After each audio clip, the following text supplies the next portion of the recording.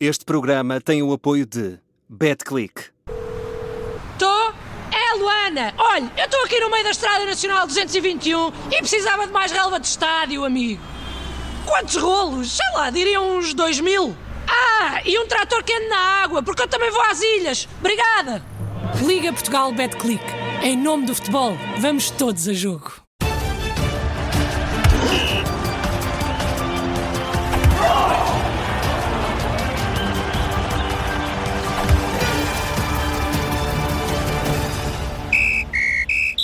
E depois de uma primeira parte de sonho, o Sporting ia tendo outro pesadelo e outra vez por causa dos segundos 45 minutos. Os Leões tiveram de sofrer e muito para vencer o Vitória Sport Clube da cidade de Guimarães. Depois do 3-0 ao intervalo, o 3-2 na segunda parte causou calafrios aos adeptos do Sporting e no estádio José Alvalade reinou a desconfiança com a equipa de Rui Borges. Eu sou o Miguel Gato e hoje tenho comigo o Pedro Henriques, o Luís Pinto Coelho, o João Pinto e também o Augusto Inácio nesta edição de E o Campeão é. Obrigado aos quatro. Augusto Inácio, comece por si. Pergunto-lhe como é que se explica um Sporting tão diferente da primeira para a segunda parte. Dar só este dado para começarmos esta conversa. O Sporting não fez nenhum remate na segunda parte, nos segundos 45 minutos. Bom dia a todos. Ora, deixa-me dizer que o Sporting na Amadora também teve os 36 minutos finais, também não tinha feito nenhum remate, sofreu 2 golos. E ontem, depois do terceiro gol do Altimira, aos 41 minutos, não fez mais um remate, ou seja, teve 59 minutos sem rematar a baliza e sofreu 2 golos também. Diria que é um Sporting de duas caras. Uma primeira parte, eu diria razoável. Eu digo razoável porque o Sporting praticamente fez 3 remates, fez 3 golos. O Vitória também esteve ali perto da baliza, mas não conseguiu ser eficaz e não teve a qualidade que os avançados do Sporting tiveram na marcação dos golos. E depois uma segunda parte com com uns hiatos alarmantes, diria eu.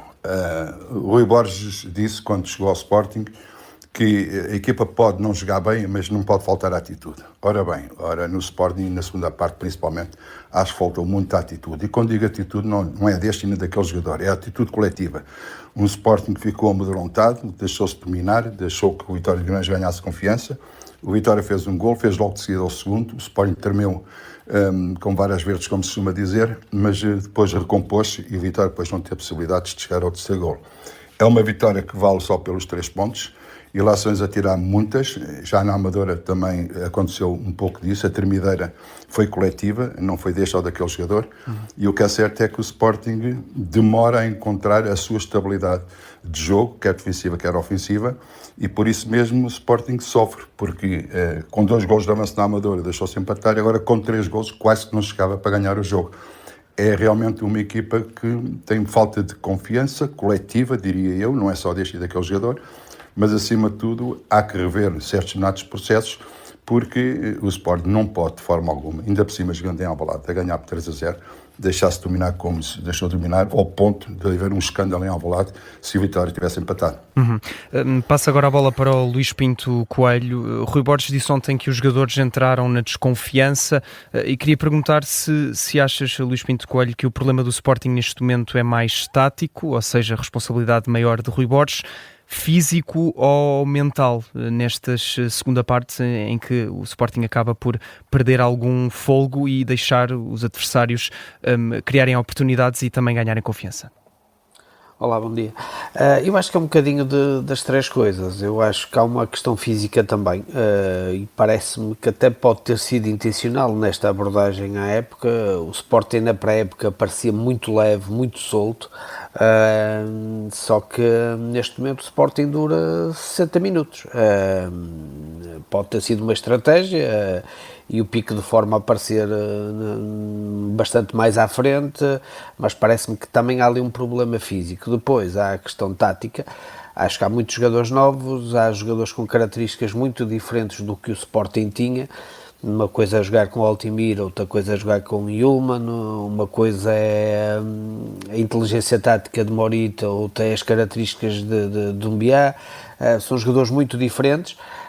E o Zalazar e Trincão também são bastante diferentes, e depois também há a questão anímica e a pressão do Sporting ter terminado a época mal, começa a época mal, e muitas vezes a desconfiança aparece, surge um gol do adversário ou algo do género e a desconfiança aparece. E são jogadores que não estão habituados a jogar num grande, não é? Vieram de contextos muito, muito diferentes esses reforços. Sim, obviamente que isso também tem o seu peso, demora o seu tempo, e depois há a questão de balneário, que eu acho que continua, parece-me, Rui Borges a achar tudo normal. Ontem, quando lhe perguntaram novamente do Soares, ele ficou muito irritado, acha que é tudo uma cabala da comunicação social, mas, por exemplo, podiam-lhe ter perguntado porque é que no final da época passada o jantar de final da época não se realizou, e não foi por causa de terem perdido a taça, se calhar foi por causa de alguns jogadores estarem com um relacionamento muito, muito conturbado. O problema é que ele está a tirar para baixo do tapete coisas que obviamente estão a afetar o grupo, e o Pote e o Daniel Bragança continuam à parte, não sabe se saem, se ficam. Tudo isso também não ajuda, obviamente, mas principalmente as questões táticas e físicas neste momento são as mais importantes, e o Sporting não está num bom momento, claramente. João Pinto, passo agora a bola para ti, e pegando aqui um pouco nas palavras do Luís Pinto Coelho, que falou sobre essas declarações do Rui Borges depois deste encontro, a dizer que os adeptos do Sporting não deviam acreditar em tudo o que leem sobre o tema Luís Soares. Sendo assim, não era mais fácil Rui Borges explicar o que realmente aconteceu, em vez de deixar este secretismo e revelar esta irritação quando o tema é trazido por parte dos jornalistas? A questão é que o tema não foi trazido por parte dos jornalistas, não é? O jogador e o seu agente fazem questão de estar sempre a tirar coisas cá para fora e sempre a meter mais lenha na fogueira. E as próprias publicações nas redes sociais dos jogadores? Exatamente, portanto não é como se os jornalistas tivessem aqui o fato da má pessoa. O que parece é isso, é que há ali um problema para resolver. Há um jogador que muito provavelmente quer sair e que o Sporting não quer que saia. Ele deve ter muitas propostas de muito lado, por um ordenado muito maior, mas que depois financeiramente o Sporting não é recompensado pelo investimento que fez, porque o jogador tem a idade que tem. Portanto, há muita procura pelo jogador, sim, há grandes propostas salariais provavelmente, mas nem o Sporting está disposto a rever o contrato, nem está disposto a vender por valores tão baixos quanto aqueles que, se calhar, um Barcelona ou outro que tal, estão dispostos a dar. E, portanto, o Luís Soares vai ter que meter a viola no saco, vai ter que baixar a crista e jogar a bola. Eu acho que este problema só tem esta resolução. Ou então o Sporting tem que aceitar perder muito dinheiro. Portanto, eu acho que o Varandas não é normal aceitar esse tipo de negociações. Acho que a coisa vai acabar por partir para o lado do jogador. Pedro Henriques, havia realmente dúvidas relativamente a como é que o Luís Soares iria ser recebido em Alvalade, se com aplausos, se com assobios. A verdade é que foi um pouco um misto dos dois, mas os assobios por parte dos adeptos leoninos foram bem audíveis quando ele entrou na segunda parte. Isto revela alguma ingratidão dos adeptos, ou foi Luís Soares que está a colher os frutos que semeou? Restante família, portanto, quando ele vai, portanto, não é uma cabala da comunicação social, ele vai para as redes sociais, ainda ontem, em dia de jogo, pôr frases bíblicas. Ninguém faz isso, ainda por cima é só ler as frases bíblicas que ele colocou, e não venham dizer que é por uma questão de fé, é o momento de atravessar e há algum desconforto, vamos dizer uma palavra simpática, que há neste momento naquilo que é o estar do jogador do Sporting, Luís Soares, em relação ao Sporting. Se quisermos acrescentar depois aquilo que a mulher também já fez nas redes sociais, percebemos claramente que alguma coisa não está bem. Quando depois vem para cá para fora notícias a dizer que há uns meses atrás foi oferecido, o agente andou, entre aspas, a oferecer ao Barcelona, e que até houve contatos nesse sentido, percebe-se claramente que há o agente a fazer a cabeça ao Luís Soares e o Luís Soares porventura com a cabeça no outro local. Quando o Rui Borges diz que não há nenhum caso, quando ele foi muito importante para o Sporting, muito que já deu, mas muito o quê? Peço desculpa, o que é que ele ganhou? O que é que o Sporting ganhou? É coletivo, não é o prémio individual de ter sido o melhor marcador. Ele ganhou 0 no Sporting, 0. Portanto, quando se lembrarem do Luís Soares, até ao momento estamos a falar, ele não ganhou uma Taça de Portugal, um campeonato, uma liga, portanto, e os jogadores de repente ficam em bicos dos pés porque acham que já são os maiores e ganharam tudo. Não, ele não ganhou nada. coletivamente. O título individual é importante, melhor marcador. E, portanto, depois restam deste jogo, sobretudo, muitas dúvidas. Eu queria relembrar, não querendo criar nenhum caso em relação ao treinador do Sporting, porque não o conheço pessoalmente, apenas analisando os resultados, o Rui Borges, no primeiro ano que supostamente ganha alguma coisa, ganha com os pontos do Ruben Amorim e uma Taça de Portugal que em condições normais nunca a teria ganho. Todos nós sabemos o que é que estamos a falar. O Rui Borges, no ano passado, ganhou 0. Inclusivamente perdeu de forma vergonhosa, no meu ponto de vista, a final da Taça de Portugal e, mais ainda, quantos pontos é que fez contra o Benfica, contra o Porto e com o Braga? É talvez das coisas mais tristes para os adeptos do Sporting recordarem na relação com os ditos grandes. E, portanto, tenho muitas dúvidas quando alguém está no banco, e isso é outra coisa que eu não consigo compreender, que é, as sugestões parece que estavam feitas no papel. Eu ontem tinha dito, rasguem o papel do Rui Borges, para ele não fazer as sugestões que estavam no papel. E ele voltou a fazer exatamente o mesmo que fez a semana passada. Ele parece que não está a ler o jogo, tem ali aquilo já metido, que ao minuto 60 tem que sair não sei quem, e portanto e faz as questões em função disso. Pois claro, quando foi a lesão do Vajanides, aí teve que fazer ali uma alteração forçada. E porquê é que um treinador, assim que há um lance, qualquer que ele seja no jogo, em vez de interagir com os jogadores, à moda antiga, que é isso que tem que fazer, vai para o monitor, senta-se, desliga os jogadores e vai ver no monitor, e depois fica ali a analisar como se tivesse... Não, isso é para fazer depois, durante o micro semanal. Ali é homem com homem, é a relação humana, é interagir, é o aplauso, é o grito, é essa relação que eu acho que, e o Sporting não vai muito longe, no meu ponto de vista, com esta insistência de um treinador que eu acho que não vai ser um caso de sucesso no Sporting. Oxalá para o bem do Sporting que esteja enganado, mas eu acho que grande parte do problema está exatamente no treinador. Eu só pergunto o que é que aconteceu a um dos jogadores que mais se evidenciou na pré-época, o Rafael Nel. O que é que aconteceu? Porque é que o treinador assumiu que ele era o terceiro, quando neste momento, em termos de forma, entre ele e o Ivanovic, estavam claramente a serem os melhores jogadores do Sporting. Ioannidis, peço desculpa, o grego do Sporting, estavam a ser os melhores jogadores. Desapareceu o Nel, porque é que se insiste em meter um jogador que ainda por cima está com a relação menos boa? Onde é que está a questão da liderança? Para mostrar claramente que ele tem que ter juizinho. Portanto, é por quem está em forma. Onde é que eu já vi isto, Sr. Roberto Martínez? A pôr sempre os mesmos e a não pôr os que estão em forma. E o Sporting assim vai andar de intermediário em intermediário e os adeptos do Sporting vão dar com o coração na boca.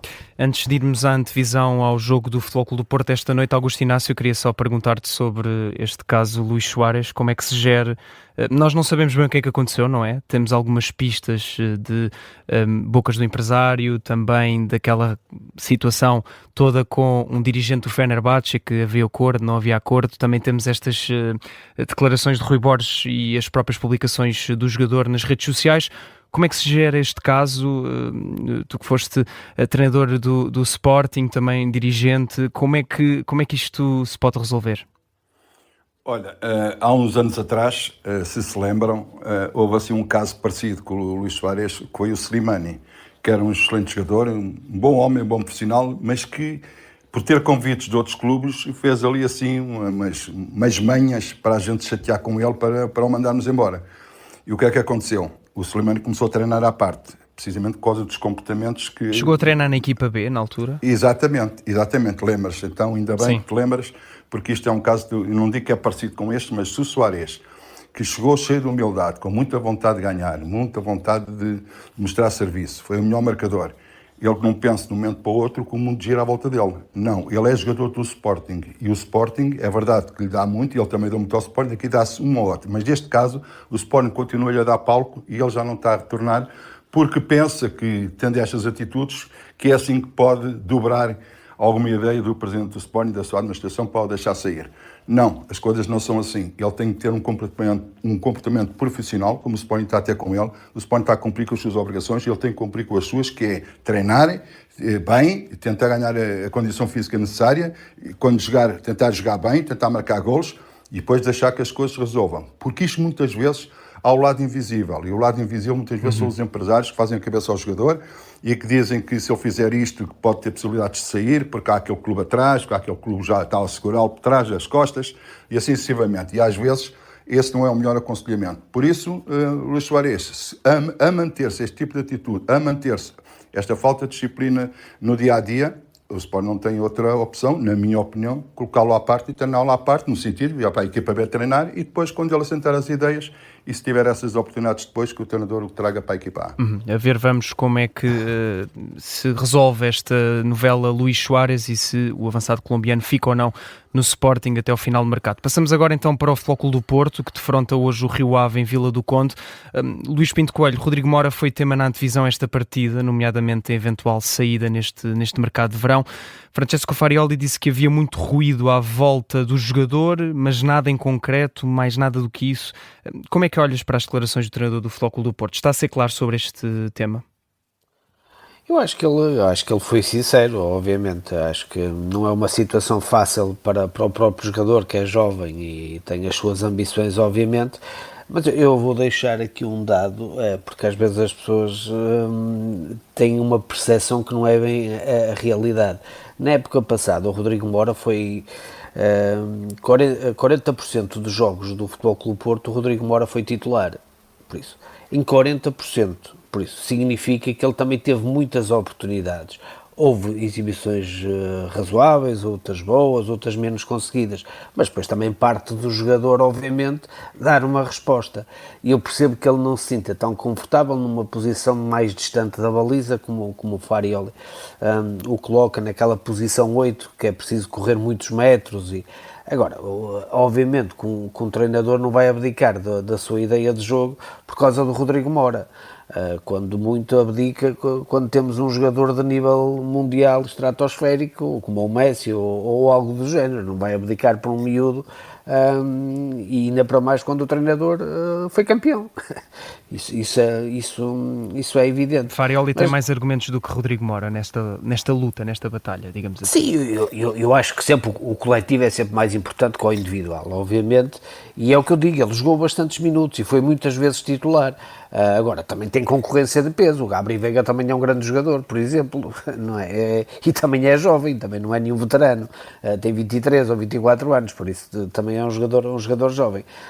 Mas deixa-me só dar aqui uma pequena nota e muito rápido, que é esta nova tendência dos advogados, de treinadores, de jogadores, de agentes, agora serem comentadores nas televisões e depois vão sempre dando os seus pormenores sobre os negócios. Eu acho mal, acho isso bastante mal, acho que a Ordem dos Advogados até devia ter uma posição.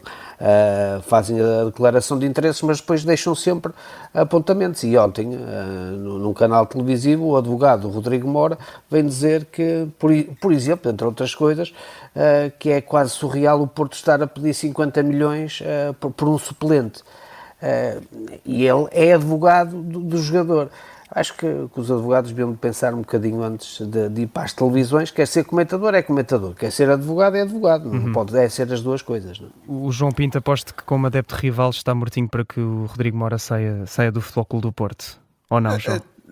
Não, sinceramente, acho que até mais como português e adepto da seleção, gostava de ver o miúdo a jogar e a crescer. Acho que este tipo de solução, fala-se muito em empréstimos e toda a gente empresta jogadores e com cláusulas malucas e não sei o quê. Portanto, este para mim é um caso específico em que o empréstimo talvez fosse a melhor opção. Emprestar o Rodrigo Mora a uma equipa de um campeonato grande, que fosse do meio da tabela, uma Fiorentina, um Valência, uma coisa do género, onde o miúdo chegasse e pudesse jogar. Emprestá-lo a uma equipa que tivesse um sistema tático onde ele encaixasse. E depois ter o jogador a crescer. Ter o jogador a crescer. Era melhor para todos. Era melhor para o jogador, era melhor para o clube. E é um cenário que não é completamente impossível. Acho que nenhuma das duas partes está a ser flexível o suficiente. Acho que vão acabar por resolver o problema, mas nem me parece que é justo estar a prender o miúdo porque ele não tem lugar no sistema tático. Bem, se não tem lugar no sistema tático hoje, também não vai ter daqui a 2, 3, 5 meses.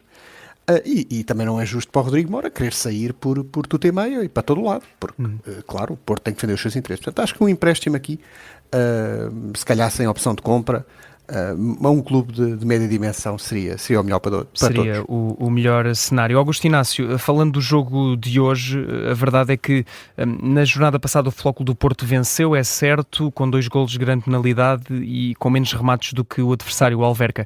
Que ilações há a tirar desse jogo para o duelo de hoje frente ao Rio Ave? O Flóculo do Porto tem de entrar melhor ou tem de criar mais oportunidades para certificar-se que ganha este jogo? Olha, deixa-me dizer, quando tu falaste, e bem, que o Porto ganhou com 2 grandes penalidades. O problema aqui não são as grandes penalidades. As grandes penalidades é saber se foram ou se não foram. O Porto até pode ganhar 8-0 com 8 penaltis. É preciso saber se são penaltis ou não são penaltis. Era mais pelo número de oportunidades criadas. Eu sei. Mas neste caso, o Porto ganhou por 2-0. Mas, e este mês tem muitos pontos aqui à frente, o Porto muitas vezes pareceu igual ao do ano passado. Muita luta, muito suor, pouca criatividade e um excelente guarda-redes na baliza que salva o Porto nos momentos decisivos. O Diogo Costa fez 3 ou 4 defesas daquelas que ganham pontos, porque se o Alverca marca um golo no Dragão, provavelmente iria discutir o resultado, até porque o Alverca jogou muito bem. Eu acho que o Porto continua com os mesmos problemas, não sei como é que vai arranjar forma do seu jogo ser mais criativo, porque tem lá jogadores aqui ou lá podem dar essa criatividade. Olha, por exemplo, o Rodrigo Moura é criativo, mas no sistema de jogo do Farioli não entra porque não é um 8. Ainda por cima, o Porto contratou o Wang ao Feyenoord, ainda mais tira espaço ao Rodrigo Moura. E aí estou de acordo com o João Pinto. O melhor é emprestar com a opção de compra, sem a opção de compra, mas para uma equipa que jogue dentro daquilo que o Rodrigo Moura gosta de jogar, que é por trás do avançado e está perto da baliza. Ora, só para uma equipa também que não tem esse tipo de sistema de jogo, também não vai fazer nada para essa equipa. Por isso, o Porto vai lutar muito, isso ninguém vai ter dúvidas. O Rio Ave, em sua casa, costuma ser uma equipa muito perigosa. O Porto não deu segurança suficiente no jogo com o Alverca para dizer o Porto vai ganhar, não sabe é quantos. Vai ser um jogo dividido e, sinceramente, da maneira como o Porto está, como teve muitas vezes no ano passado, se sofrer primeiro, vai ser muito difícil dar a volta ao resultado. Vamos às notas. Pedro Henriques, começo por ti e se quiseres também fazer algum comentário sobre este jogo do Flóculo do Porto, mas tem que ser muito, muito rápido, 30 segundos para cada agora para as notas. Sim. Pedro Henriques. De forma rápida, o Porto ganhou a semana passada com 2 penaltis bem assinalados, portanto o VAR teve muito bem e foram 2 penaltis sobre o André Silva, portanto que não haja dúvidas em relação a isso. A minha nota, obviamente, que hoje vai para aquilo que aconteceu ontem na volta a Portugal, a morte do ciclista, portanto, o jovem de 19 anos, o Fenelon Interlin, que, independente das causas, os motivos, as razões que penso que vão ser averiguadas, não podem acontecer. E, sobretudo, no ano em que isto é o menos importante. O que conta é a vida da pessoa, obviamente, e toda a tristeza dos seus familiares e amigos, mas isto não pode acontecer. E uma volta a Portugal que queria projetar-se no futuro para outro patamar, que era esse o objetivo, eu penso que deu aqui 10 passos atrás. Isto não pode acontecer, não há razões, não há justificações, não há motivos, e espero que, se houver o apuramento de responsabilidades, tem que haver, que haja punição para quem teve realmente culpa. Não vale a pena falar de outra maneira, senão vamos continuar a marinar na incompetência de situações como esta. Lamentável o que aconteceu. João Pinto. Bom, nota de pesar para o Fenelon Interlin, obviamente, uma notícia triste, uma situação lamentável. Nota 10 para um Sporting que ganha, mas deixou de ser um vinil que tinha um excelente lado A e um belíssimo lado B e passou a ser um CD, em que parece que o lado B toca pouco ou não toca nada. E nota 10 para o Café Central, que neste momento é o único central que eu vejo que está disponível para o Benfica. Luís Pinto Coelho. Obviamente também uma nota de pesar pela tragédia que aconteceu na volta a Portugal, e queria dar aqui um 18 para os europeus de atletismo, até em jeito de incentivo, porque hoje e amanhã vamos ter aqui portugueses em ação com perspectivas de medalhas. Já tivemos uma, mas acredito que vamos chegar às 4 ou 5 medalhas neste fim de semana. Augusto Inácio, muito rapidamente. Claramente também a nota de pesar para tudo aquilo que aconteceu e por tudo aquilo que já foi dito aqui. E o João Pinto deu a nota 10 ao Sporting e eu vou dar a nota 3 ao Sporting, porque o Sporting não pode ser tão fraquinho como foi aquela segunda parte. Por isso, ou revém processos, ou então vai ser sofrimento até ao fim.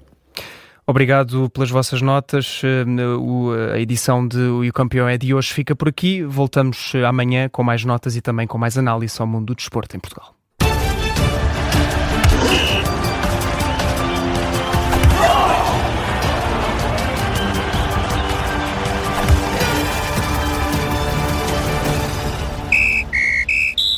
Este programa tem o apoio de BetClick.